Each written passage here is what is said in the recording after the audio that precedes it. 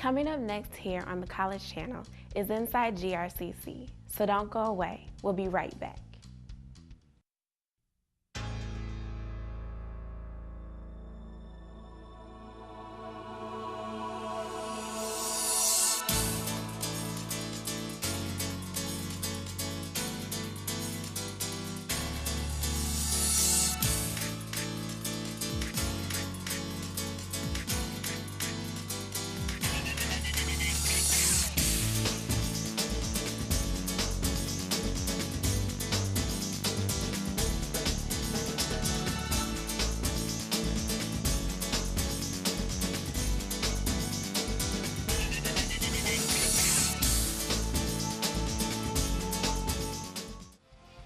It seems like there is always a zillion things going on here at your community's college, and a half an hour isn't much time for getting you caught up.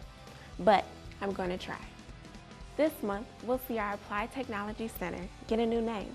We'll get caught up on our environmentally friendly remodeling project. We'll catch up with the graduate who started her own bakery, and much more. To start off, GRCC was fortunate to receive the support of the Wisner and Bottrell families, longtime friends of the college, whose commitment was recently honored with the renaming of one of our buildings. From now on, one of our most prominent buildings will be known as the Wisner-Bottrell Applied Technology Center.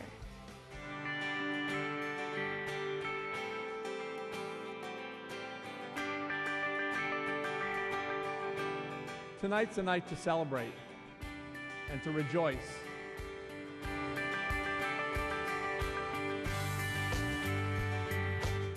We, my wife Joyce and I, along with the rest of our extended family, feel very proud to be able to be a part of this occasion. I look at things differently now. No matter where we went to school or when, we can all think back to the names on those halls, in auditoriums, in buildings, and be thankful for the opportunities these people gave us to learn. They knew, as does everyone here tonight, the life-changing power and value of an education.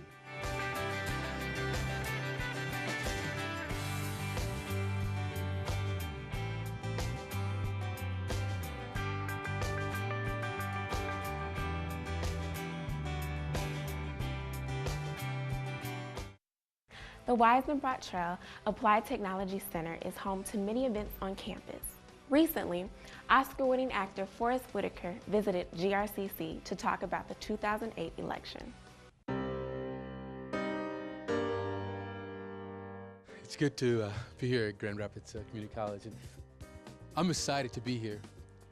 This is an exciting time to me because this time we're about to make a significant change in our futures and our kids' futures.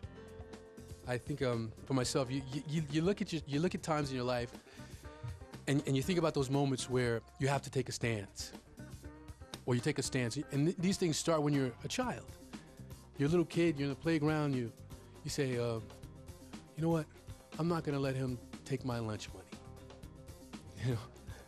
And later on, you say to yourself, oh, you know what? My boss can't treat me like that. I deserve to be treated like a human being. I deserve to get paid right. I deserve to do these things. And you've been taking these stances all your lives in different ways, small and large. Small and large.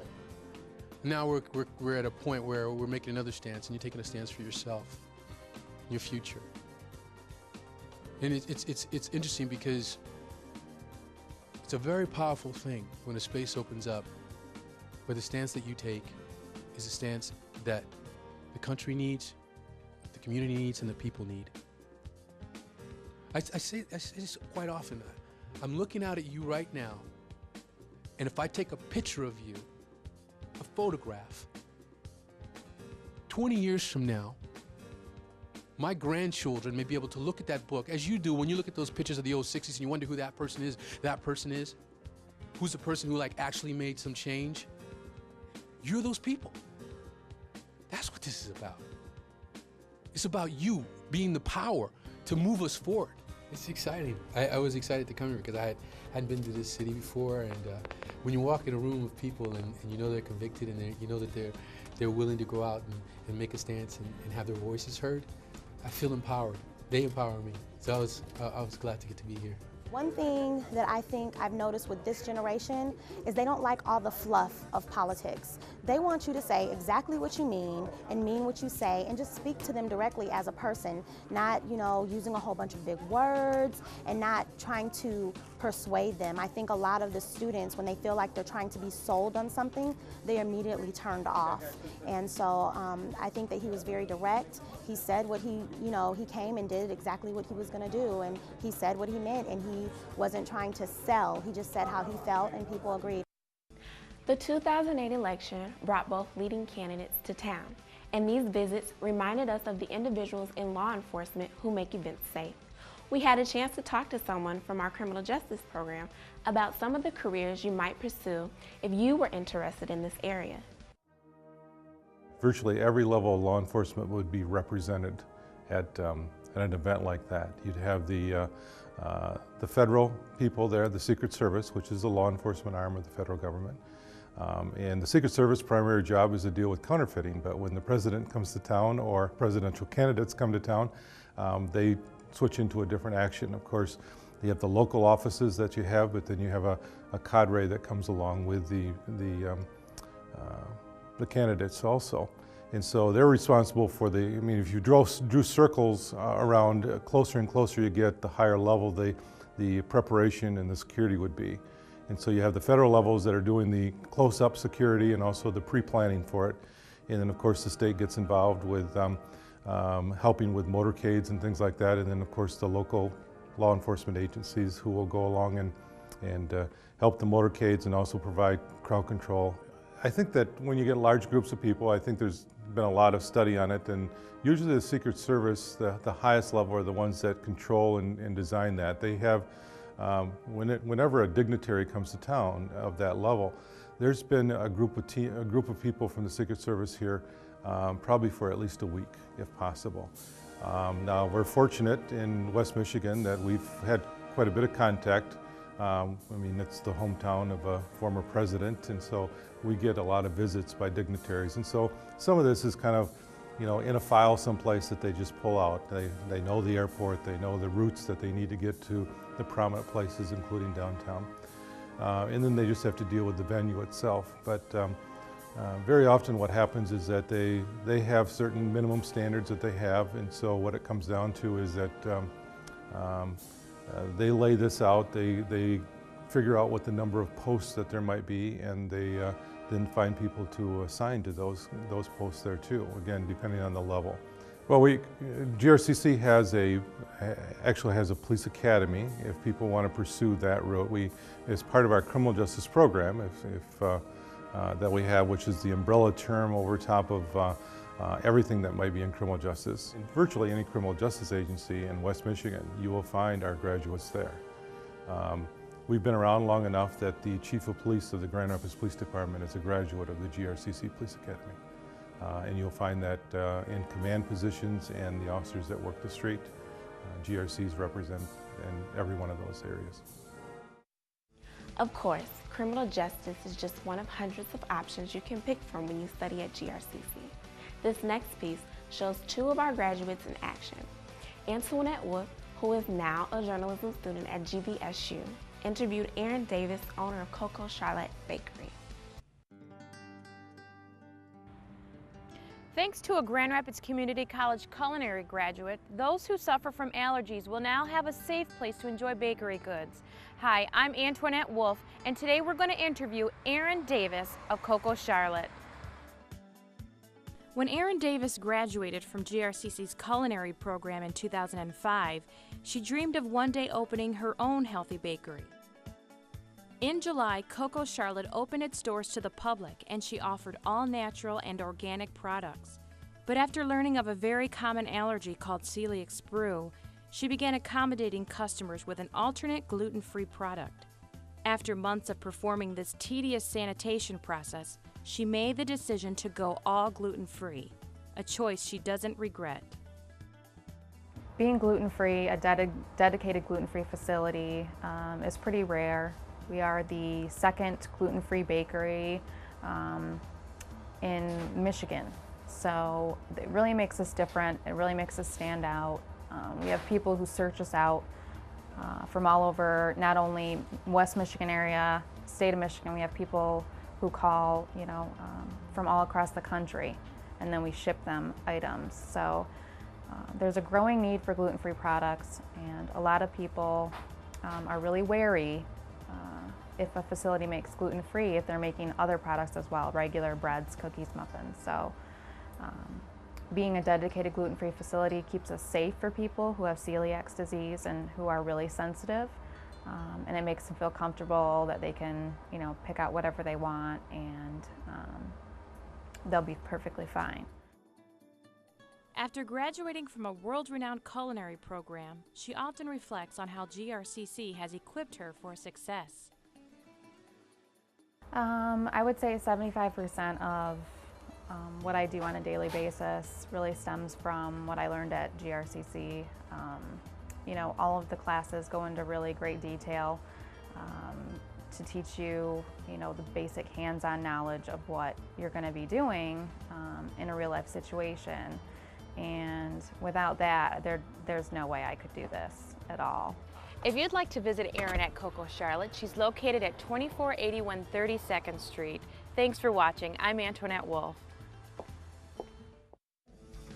September 17th is Constitution Day, and all colleges are required by the federal government to take advantage of this anniversary and instruct students about the importance of the U.S. Constitution. At GRCC this year, we focused on the Bill of Rights and learned just how we often take certain rights for granted.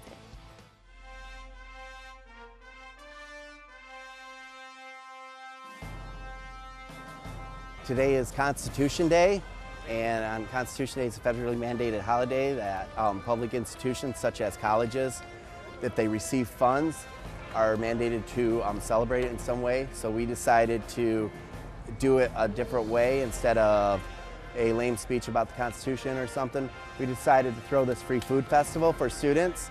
And what happens is, while the students are in here, they have no First Amendment right. And so their First Amendment right has been removed. And they're being experienced here what it's like to live in a country with no First Amendment right. They may sign away their First Amendment rights to receive food. However, after that fact, I decide who eats, who does what, who sits where, who congregates, and so on. When I went to New York 2 years ago, I was at a college media advisories convention, and Florida Atlantic University had put this event on, and we modeled it after them. I've worked with them over the past 2 years to bring this event to Grand Rapids Community College. It was a great idea then, and it's a great idea today. It makes me appreciate a lot more, like being able to talk and being able to, just even the smallest things, is just eating with friends at the cafeteria, or What is you eating food? It does. It makes you appreciate a lot more. Have no rights. Hey. Have no rights. No religion. It makes me think that I can't take my rights for granted, that I have to think about what I have in spite of the other countries that don't. Free speech, free religion. Free speech, free religion. Free speech, free religion. Free speech, free religion. Free speech, free religion. Kindly ask that you study free speech, free speech, free speech. Made me feel like a prisoner. I seen a couple people get their water bottles taken, their cookies taken. I didn't get anything taken from me, but I seen a couple other people getting taken, so it's kind of crazy. Actually, I think today's event was very successful. I mean, we had a lot of great responses from students and what they were able to learn regarding the First Amendment and some of the steps they might need to take to learn more about what they need to do as a citizen and what they need to know to take better action. Last month, we showed you a special home remodeling project that our building trade students were taking on. LEED, a set of standards for measuring how environmentally friendly construction is, recently adopted rules for remodeling as well. We saw how our project started. Now it's time for an update from the instructor, Keith Ferguson.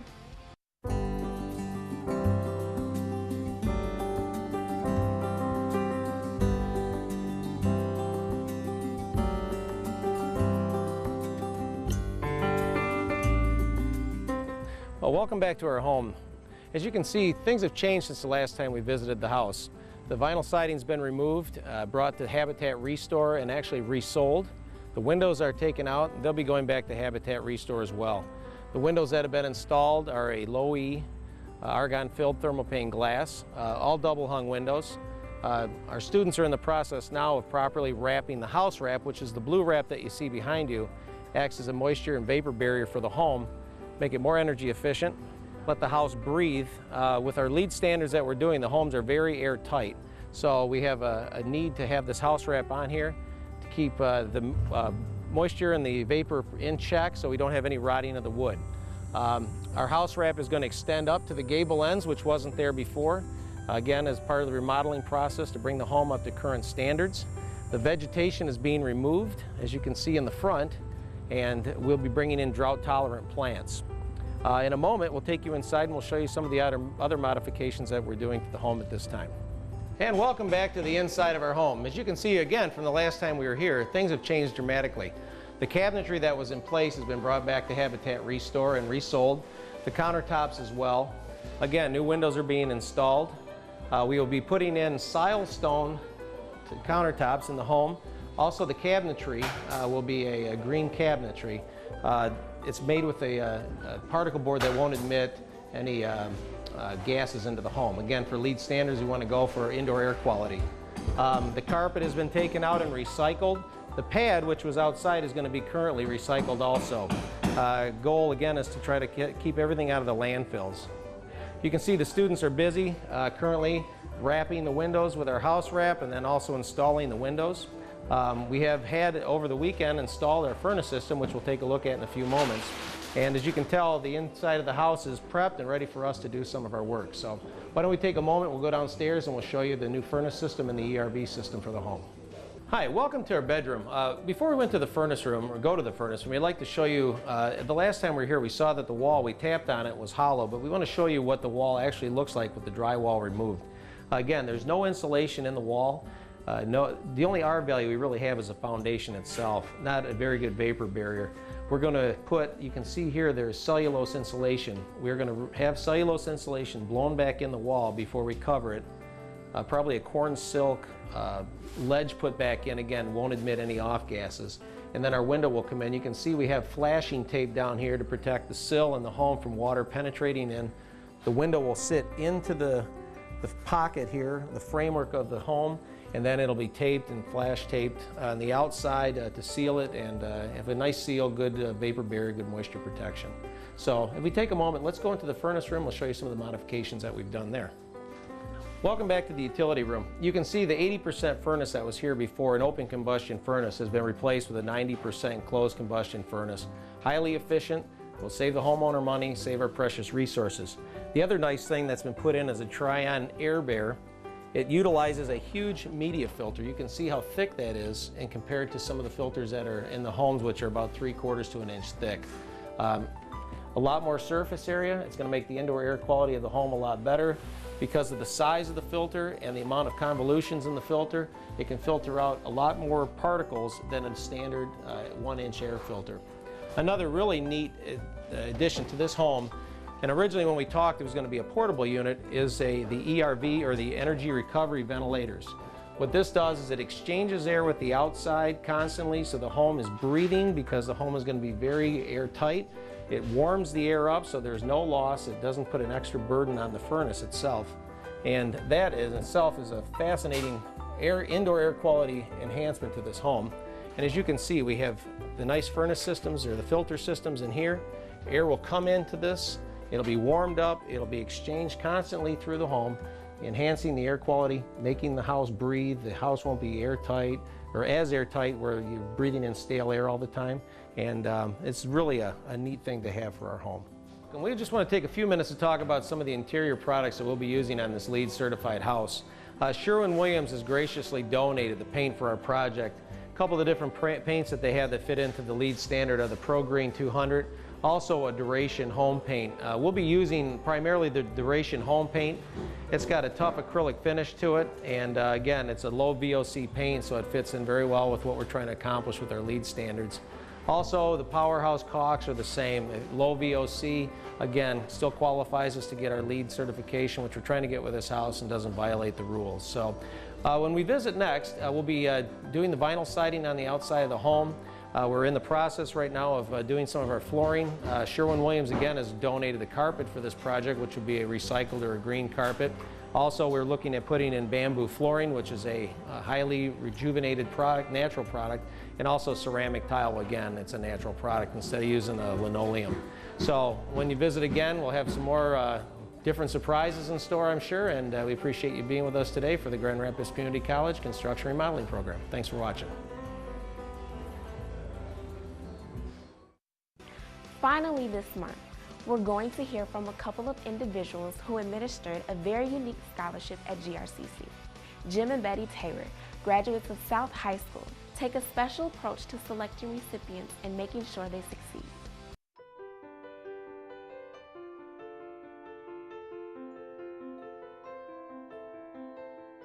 Well, I only live 2 blocks away from the elementary school and the high school as well.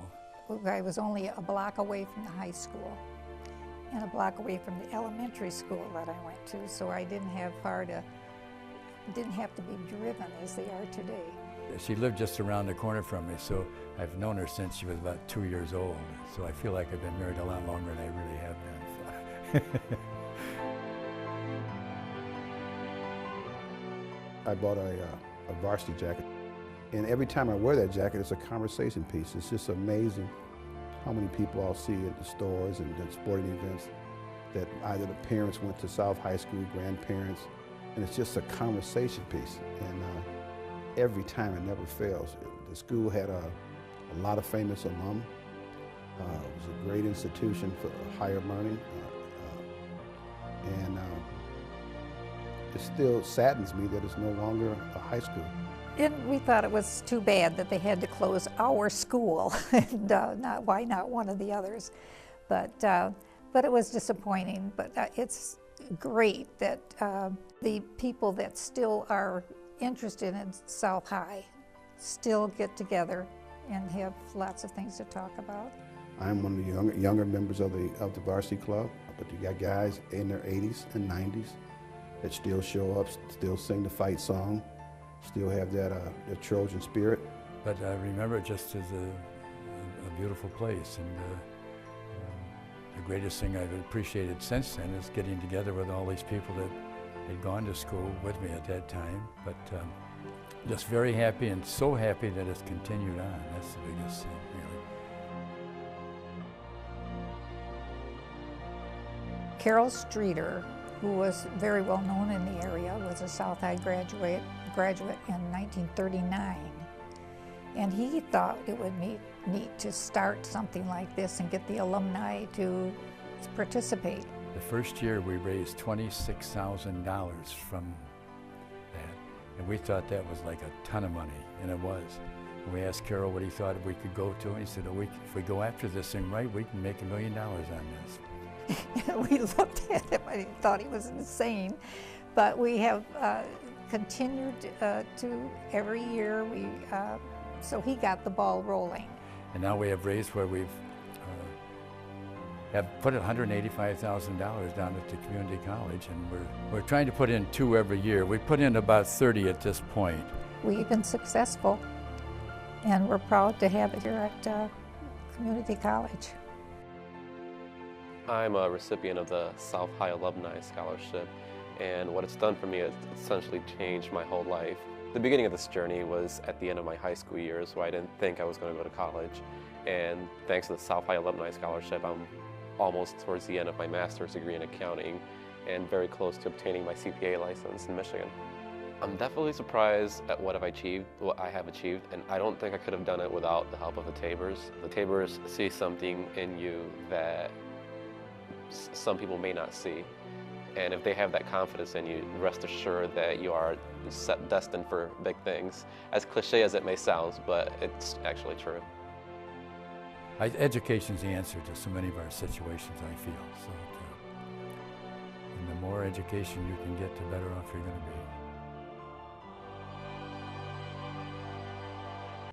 be. If you missed any of the stories in this month's show, you can catch them online at grcc.tv or by visiting our YouTube channel, youtube.com/grcc. It's easier than ever to stay up to date on your community's college. Thanks for watching.